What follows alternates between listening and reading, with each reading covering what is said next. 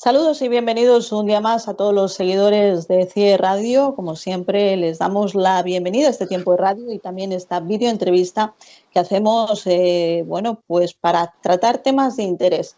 Si en las últimas semanas y durante todos los martes hemos ido hablando de la importancia del vídeo online, de la comunicación digital en esta era del coronavirus o en estos tiempos del coronavirus, se nos hace imprescindible hablar del sector y de la comunidad educativa, también en esta crisis sanitaria. Y nunca mejor que en estos tiempos donde estamos finalizando el curso y donde las noticias actuales nos dicen o ya nos van intentando aclarar cómo va a ser el inicio del próximo curso escolar. De hecho, pues ya hay polémica también en prensa, porque algunas comunidades autónomas, en este caso como Madrid, Cataluña y País Vasco, no están de acuerdo en cómo se está proponiendo esa vuelta al cole, por decirlo de alguna forma. Tenemos con nosotros a Fran de Torres, que ya lo hemos tenido en la radio, pero en su calidad de compositor musical. En este caso, él es docente, es directivo de un centro escolar público en Las Palmas de Gran Canaria y me parece que es la persona indicada para tratar este tema y sobre todo para que nos dé una valoración de cómo se han llevado estos meses, difíciles meses para todos, pero también para el sector educativo. Bienvenido, Fran, de nuevo a CIE Radio. Hola, buenas tardes, Alicia, ¿qué tal? Un saludo a todos los oyentes, en este caso también espectadores de la radio. También, efectivamente, ya nos adaptamos a todo. Bueno, decíamos, la crisis sanitaria ha afectado a todos los sectores, obviamente la comunidad educativa ha sido uno de ellos, donde os habéis tenido que adaptar rápidamente a impartir las clases a través de la tecnología, poder hacer las reuniones virtualmente. ¿Cómo ha sido, Fran? ¿Cómo lo has vivido en primera persona y más teniendo tú un cargo directivo donde tienes un poco que lidiar con todas las partes, ¿no? Desde la parte administrativa, desde los profesores hasta padres y alumnos?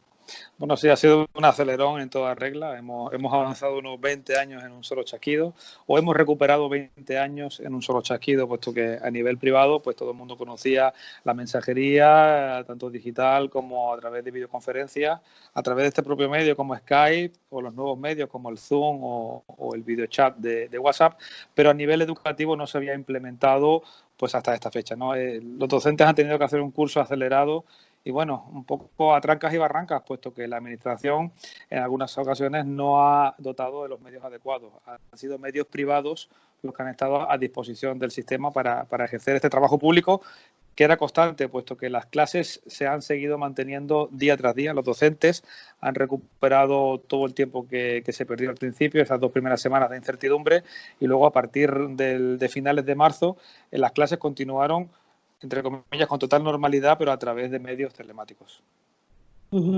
Supongo que ha sido complejo. ¿Vosotros os habéis tenido que formar? ¿Habéis tenido que hacer algún tipo de autoformación o habéis tenido que buscar la vida para poder ir dando respuesta a la demanda que hay?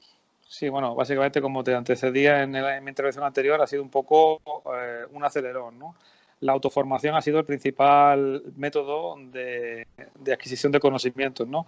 Y por parte de la administración, como te decía, ha sido también un poco la improvisación y el ensayo-error, qué iba funcionando y qué no, ¿no? Pero nos ha servido a todos para adaptarnos a nivel público, ¿no? Ya te decía que a nivel privado sí se mantenía a nivel personal pues esa comunicación a través de las redes sociales, pero a nivel público no se había llevado a cabo hasta esta fecha. Y entonces ha sido un poco una innovación en todos los sentidos. También, como decía, el ensayo-error ha estado muy presente, ¿no? Porque, claro, no todos tenemos el mismo acceso a Internet en casa, no todos tenemos los mismos mecanismos y dispositivos electrónicos para acceder, y luego las familias igual, no todas las familias tienen el mismo Internet ni los mismos medios. Entonces ha sido un poco una supervisión continua, una detección de errores, intentar con los medios del centro intentar suministrar a las familias pues dispositivos, y ahora a última hora tarjetas de internet que el gobierno de Canarias va poco a poco implementando, no con la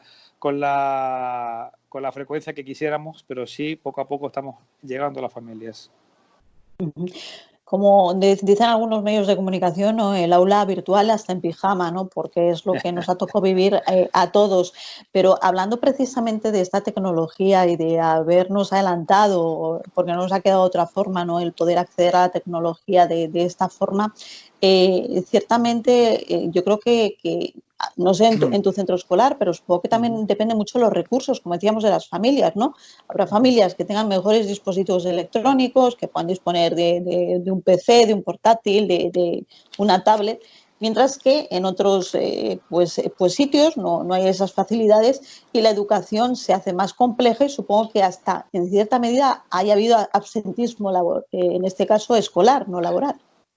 Absentismo telemático, podríamos decir, O ¿no? telemático.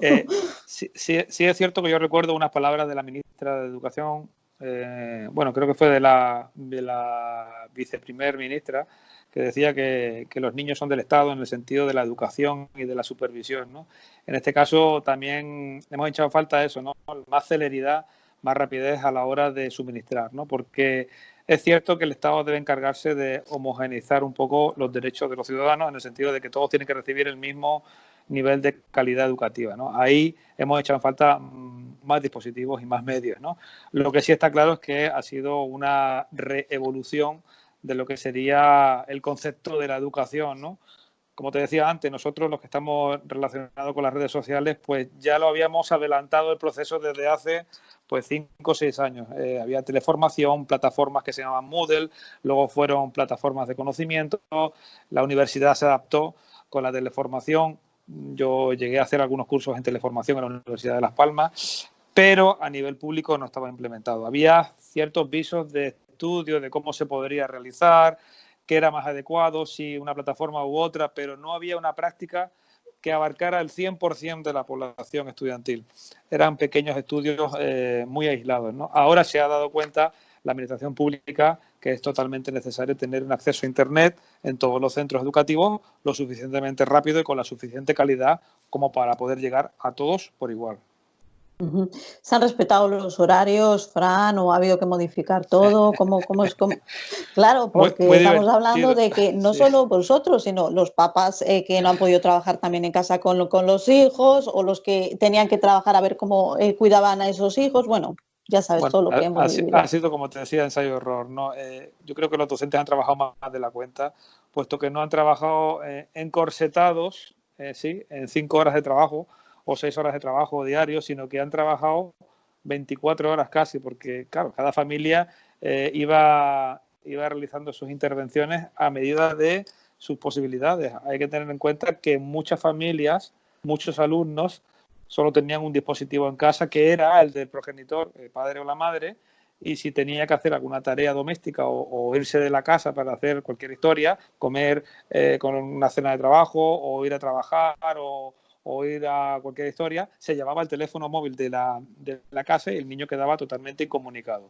Entonces, el horario de trabajo ha sido continuo, 24 horas de trabajo. De hecho, he tenido algunas quejas de algunos dispositivos que han salido recalentados y de los maestros y bueno, hay anécdotas para todo tipo. Pero sí es cierto que en esta alarma los docentes han trabajado 24 horas. Eso te lo puedo garantizar.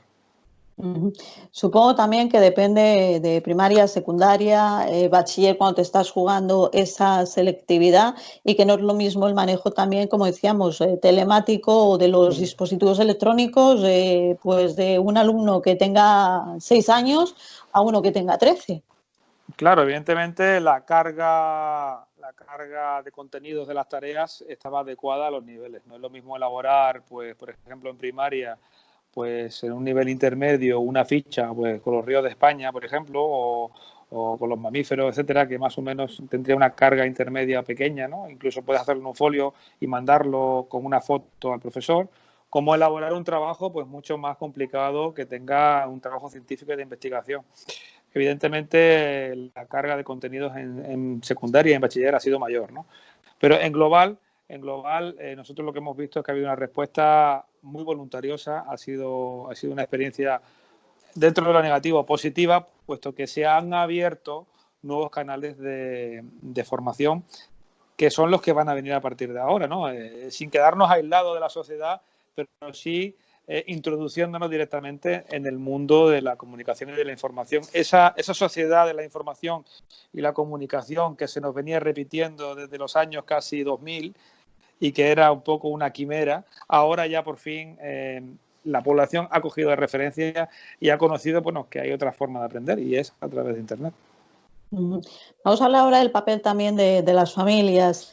Bueno, Fran, yo escribo todos los días para empresas. Uno de los trabajos que me solicitaban era precisamente la importancia de las redes sociales en la comunicación dentro del ámbito escolar. Es decir, cómo a partir de ahora esas redes sociales son tan importantes para mantener los mensajes dentro del ámbito escolar y cómo se empieza a hacer importante una figura de lo que puede ser un social media o un community manager que maneje a la perfección lo que es la comunicación del centro educativo para mantener esta conexión con los padres, responder esas dudas de forma inmediata, donde los canales, aparte del WhatsApp o los grupos que se puedan tener, no dejan de ser o Facebook o Instagram o hasta YouTube si se comparten ciertos vídeos. ¿Cómo tú has visto ahora mismo esa necesidad de las redes sociales dentro de esta relación? Nosotros hemos enfocado de lo que sería un tradicional puesto de comunicaciones de secretaría básico, que sería la secretaría del colegio.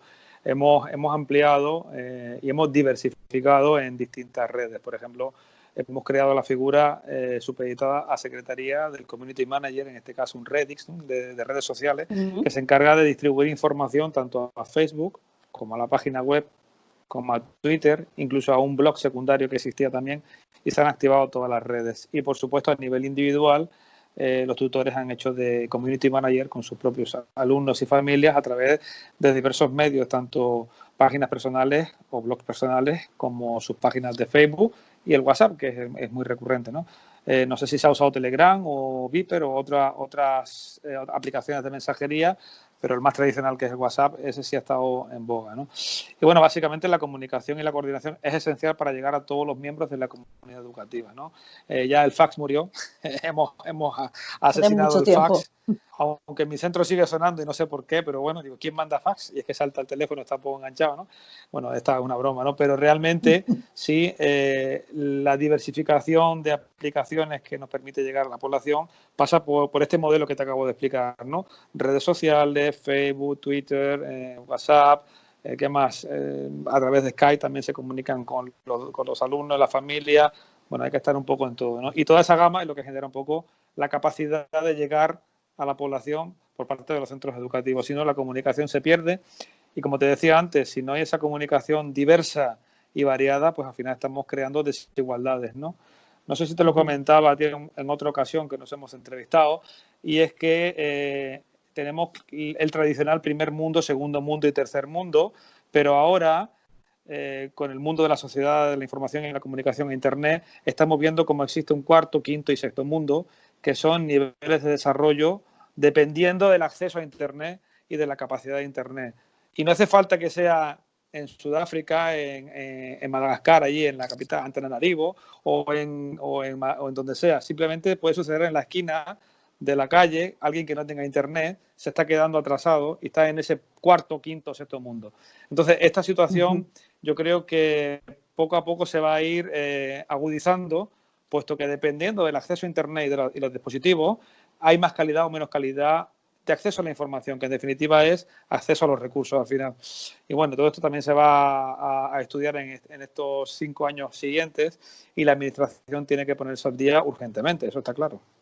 Está claro porque, bueno, es lo que te preguntaba precisamente de las redes sociales para comunicarnos o por otras plataformas que vosotros podáis estar utilizando y que habéis hecho ahora mismo, pues, bueno, las habéis sobre todo visto necesarias, ¿no?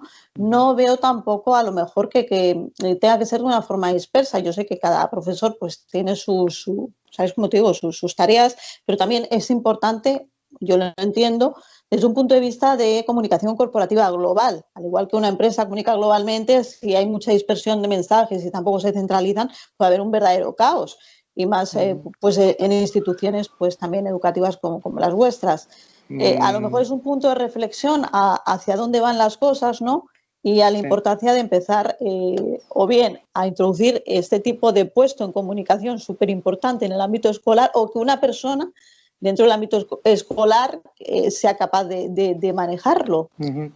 Fíjate, te voy a contar bueno, ya no es primicia porque ya ha sucedido, pero fue primicia hace 15 días o una semana, no recuerdo exactamente bien la fecha, no voy a decir ninguna para no equivocarme, pero más o menos hace 12, 15 días, es que las matrículas en los centros de Canarias, en todos los niveles, desde infantil hasta bachiller, se realiza de manera telemática, a través de firma digital. Esta innovación ha supuesto una ruptura, una brecha con el mundo analógico y, de hecho, hemos tenido que forzar a las familias, obligándolas a acudir a la página web de la consejería y a la aplicación interna de matrícula, porque no hay otra forma de aprender salvo que yendo y fallando, intentando entrar y experimentando, ¿no?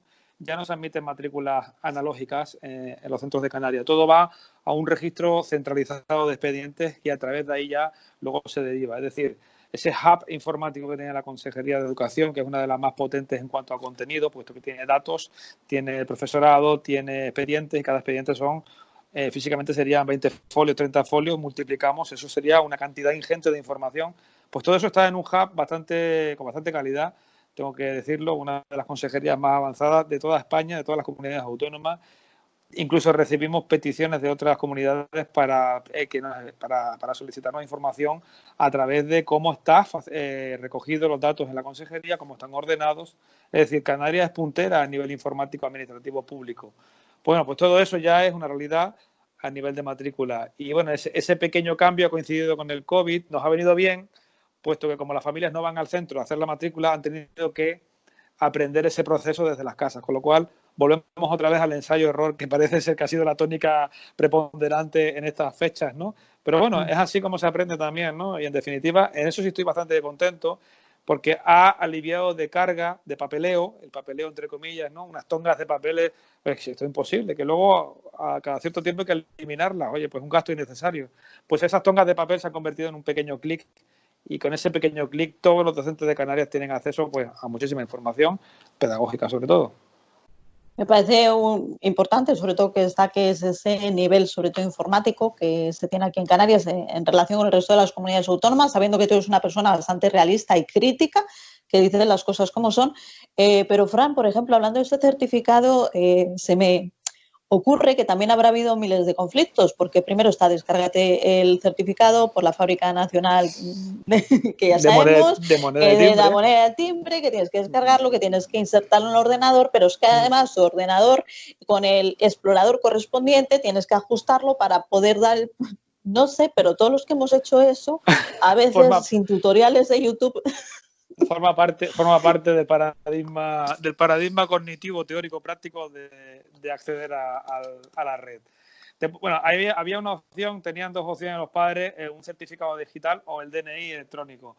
Vale. Con lo cual, si bien no te había sacado el certificado digital, pues podías irte a la policía, meter el DNI en la máquina y con una simple clave, pues sí, pero ya es un adelanto grande, ¿eh? Porque el simplemente hecho de meter un DNI en un sitio, pues es algo, digamos, es una entelequia, ¿no? Es decir, ¿cómo fue posible que yo metiera el DNI y ya esté yo? Pues sí, pues ya funciona, ¿no? Incluso te voy a confesar que yo al principio decía que yo nací en 1900 no sé cuánto y en el siglo XX no existía esto y las cosas se hacían de otra forma. Y es cierto, pero sí es cierto que se han adelantado muchos pasos con este proceso y bueno, antes o después va a llegar, ¿no?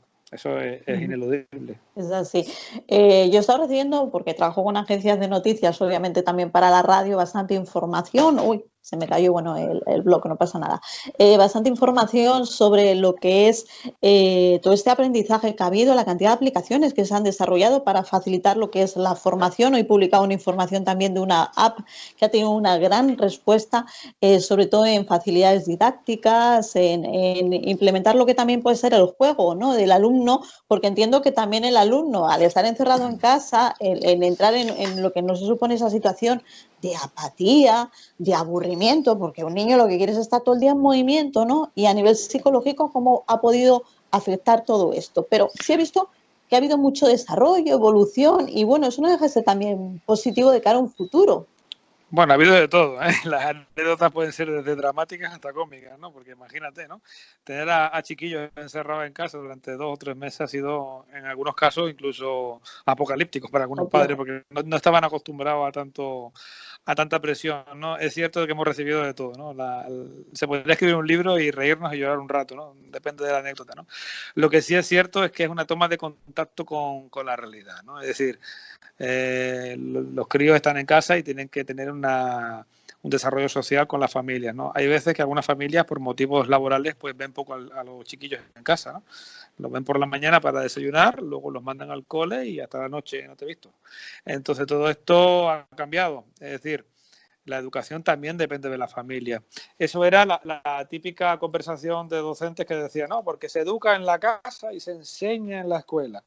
No, se educa en la escuela, no, se educa en la casa. Bueno, ahora se ha tenido que educar y enseñar en la casa, ¿no? Entonces, bueno, nos sirve a los docentes para un poco revalorizar esa gran labor que realizamos con la educación y la enseñanza, con ambas, ¿no? Nosotros somos coeducadores de los niños, ¿no? Y les enseñamos cosas. Aún así, yo creo que con la experiencia he desarrollado la idea de que aquí nadie enseña nada y nadie educa nada. Aquí se inspira a conocer y se inspira a tener más educación. Se despierta ese ansia, ¿no? Por socialización, por conocimiento y por el aprendizaje personal, ¿no? Y ya el que aprende es el niño, ¿no? Son los entornos educativos nuevos que hay, ¿no? La inspiración al aprendizaje, ¿no? Bueno, son muchas escuelas de pensamiento docente, pero básicamente los padres han descubierto que, bueno, que tienen niños, algunos de ellos, dice, tenemos un par de críos en casa, mira, tenemos niños, algunos estaban viviendo otro escenario, ¿no? Y ahora, a través de las redes, pues hay una mayor comunicación entre todos, ¿no? Para ir concluyendo, Fran, comentarnos, ¿cómo crees que va a ser esa vuelta, ese inicio, donde se está hablando de esos grupos reducidos de 15 o 20 alumnos, donde hay que ajustar a ese espacio, donde hay que tomar unas medidas de distancia? ¿Tú lo ves real? ¿Tú crees que es posible? ¿Cómo?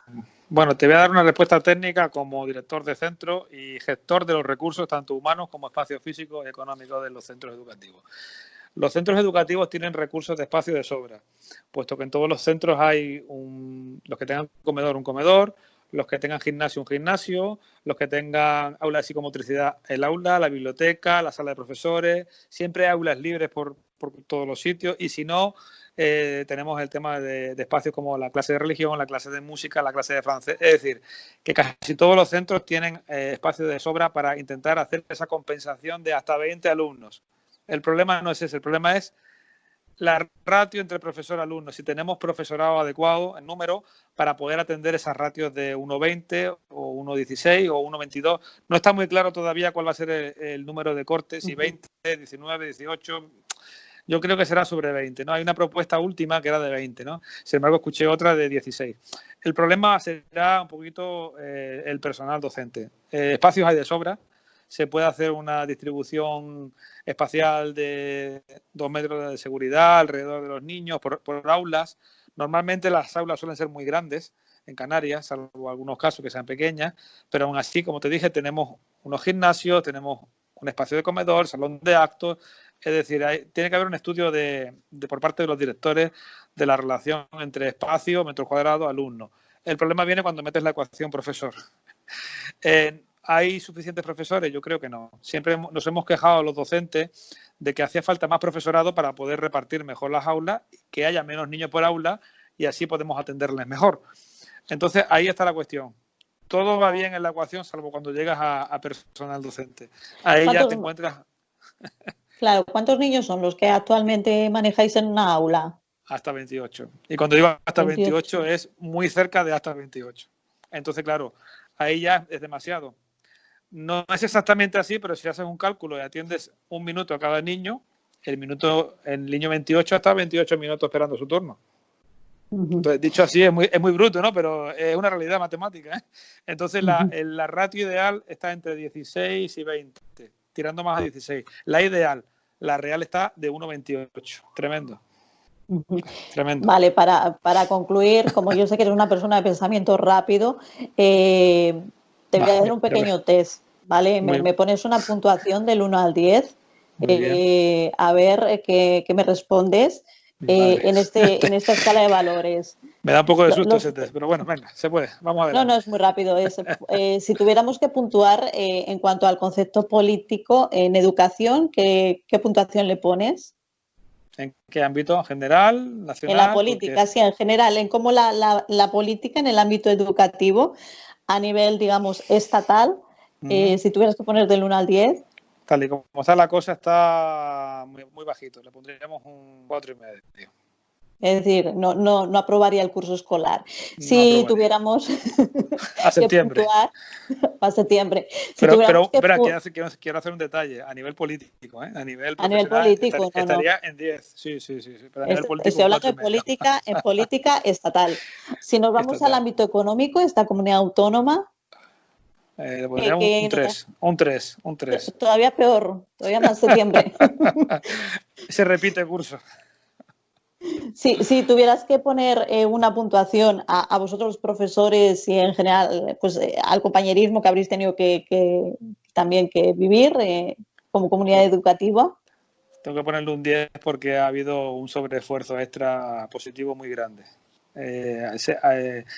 Una matrícula de honor porque ha habido, como te decía, ¿no?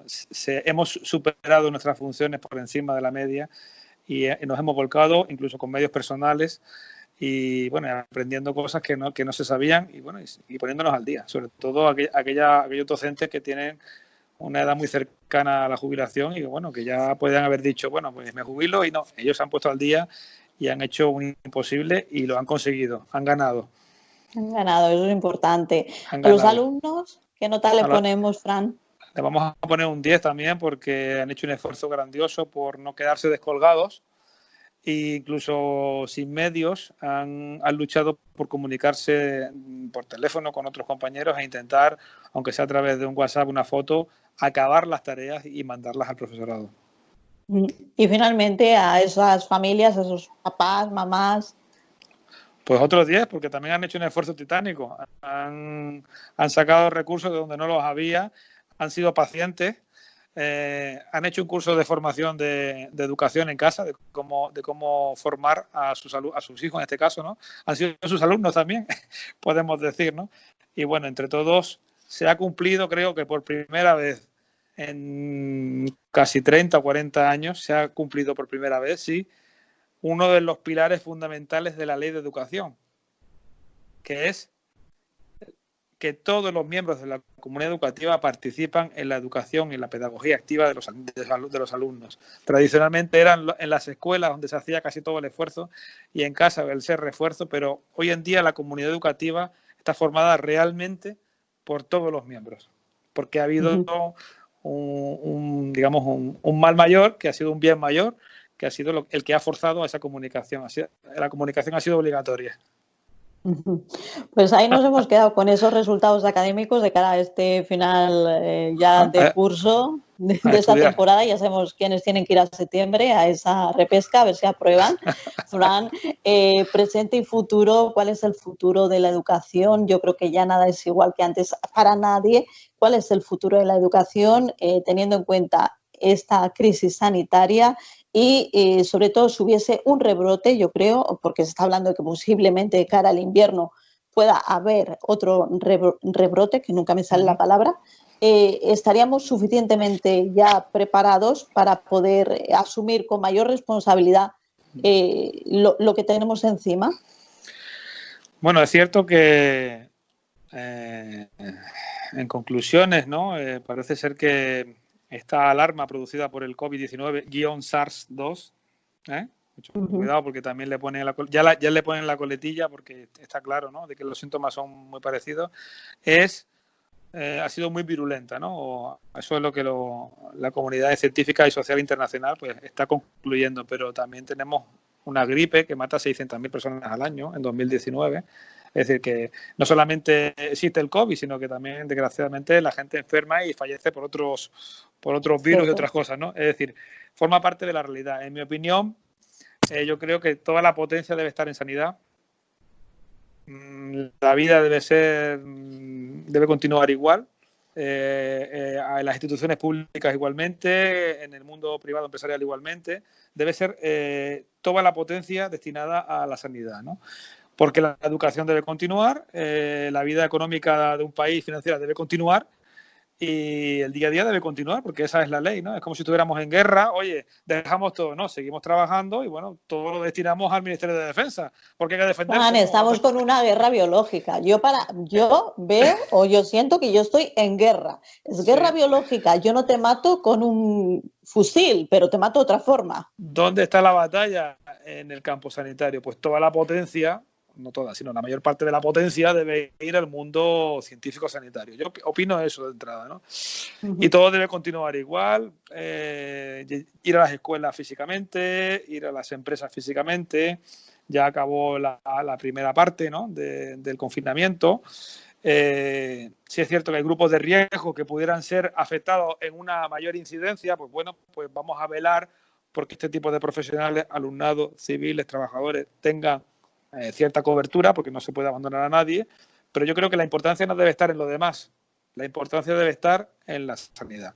Eso es un poco mi conclusión final, ¿no? No cerrar escuelas, sino abrirlas, superarlo, adaptarse, inmunizarse, y si enfermas, pues bueno, pues para el hospital y que allí te metan los antivirus adecuados o lo que sea, y toda la potencia debe estar en sanidad. Eso es mi opinión general y un poco concluyente, porque estamos perdiendo el tiempo en cosas un poco banales que no tienen mucho sentido, que generan un gasto excesivo, como mascarillas sí, mascarillas no. Bueno, la gripe está ahí, mata gente también, y nadie se pone mascarillas por culpa de la gripe, y puedes enfermar y te arrastras si tienes otra enfermedad. Pues bueno, pues entonces, ¿qué es lo que hay que hacer? Pues nada, ir al hospital y que te metan el antigripal o lo que sea, ¿no? Y si tienes otra patología, pues lo que sea, ¿no? Si la batalla no creo que esté en lo social, la batalla está en lo sanitario. Desde luego, obviamente, parece que nos hemos centrado más en las cifras de las personas que han ido falleciendo y no hemos tampoco tenido en cuenta todas las personas que se han ido recuperando, ¿no? Fran, ha sido un placer tenerte con nosotros estos minutos, este tiempo de radio, haber hablado de este tema que se me hacía casi obligado, pero sobre todo yo estaba esperando pues que llegara ya este final de curso donde podríamos tener con mayor detalle esa evolución de estos meses, desde ese 13 o 14 de marzo que comenzaba el estado de alarma en España, para que en este caso profesionales de la enseñanza y la educación como tú y con esas labores directivas nos podían explicar a través de CIE Radio pues cuál ha sido lo que habéis vivido, ¿no? Lo que estáis viviendo. Esto ha sido la noticia del frente, como quien dice, ¿no? Y desgraciadamente tengo que contar con una baja en el centro. No sabemos si del COVID o de lo que sea, porque como no se han hecho autopsias, que es otro de los detalles importantes, pero sí hemos sufrido una baja en el centro. Entonces, bueno, la primera línea ha sido total. Son noticias del frente directo, en este caso de un frente en educación, ¿no? Pero bueno, así ha sucedido. ¿Los test habéis tenido capacidad de que los hagan o habéis tenido no? Y bueno, como también tenemos ahora mismo la realidad que cuando te hace otra historia. Otra historia. Sí, porque además también tenemos datos de que te pueden hacer un test y el mismo test que lo repiten y después sale diferente, por lo tanto tampoco hay una fiabilidad 100% bueno, de que... Decía alguien de nuestro entorno, yo no me hago el test porque a ver si va a salir que tengo 0,5 y me ponen una multa por alcoholemia. como diciendo, los test de COVID a lo mejor será otra cosa, ¿no? Pues es cierto. Ha habido esa realidad. Ha habido mucha picaresca. Sí, la verdad que sí. Pues Fran, lo dicho, muchísimas gracias. Te dejamos que sigas con ese trabajo que, como dices, no paréis estas 24 horas y si en una época normal, final de curso, ya supone mucha carga laboral, supongo pues que ante esta situación mucho más. Agradecidos de que hayas compartido con nosotros tu experiencia y esperamos contactar contigo próximamente, pues bueno, pues para hablar de otros temas o de tu faceta musical, de la que, bueno, como es Sira y Alberto quienes están hablando mucho también con los artistas del confinamiento, ya veremos si te ha dado tiempo a crear o no crear o componer en este tiempo. Pues nada, yo te agradezco mucho que hayas contado conmigo para hacer la entrevista y te mando un saludo muy fuerte a ti personalmente, a todo tu equipo y a todos los espectadores de CIE Radio. Y nada, encantado de colaborar contigo una vez más. Y a todos ustedes, pues les invitamos a que si esta entrevista les ha gustado, la compartan. Pues la única forma de que nosotros en redes también generemos mayor audiencia y nuestros mensajes lleguen al mayor número posible de fans y seguidores. Un saludo y feliz semana.